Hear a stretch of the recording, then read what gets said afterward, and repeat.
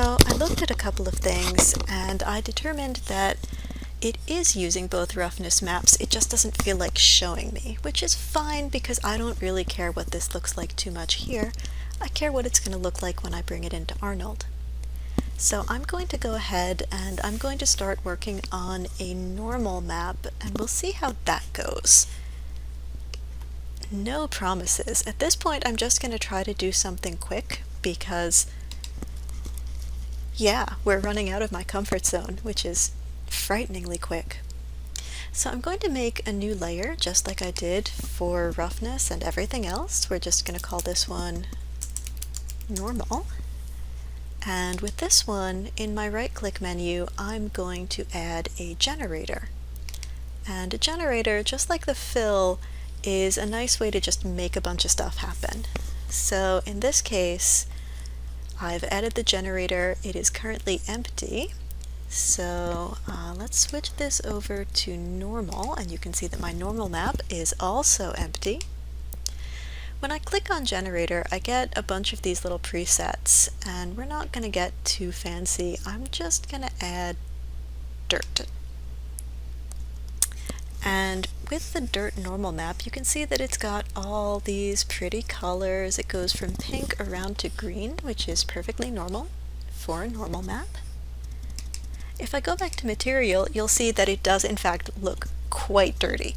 And you might like this look and you might just want to keep it, and that is totally fine. It really is. It's okay. That's kind of what Substance is known for, just like making things really dirty or really rusty. So if you like it, keep it. But for me, for this exercise, I'm going to turn off color, I'm going to turn off height, I'm going to turn off rough, and I'm going to turn off metal. Maybe I'll turn height back on. That's kind of what it's going to look like in Arnold, even if I turn height off here and just keep normal the way it is. It's going to look really bumpy like this. So just keep that in the back of your head.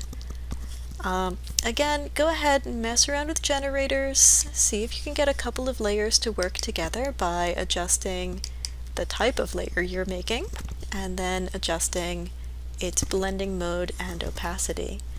But I'm going to stop this here with just a basic generator.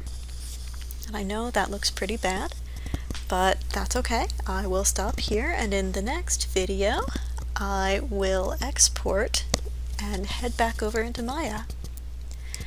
I guess that since this was such a short video, I should also go through saving.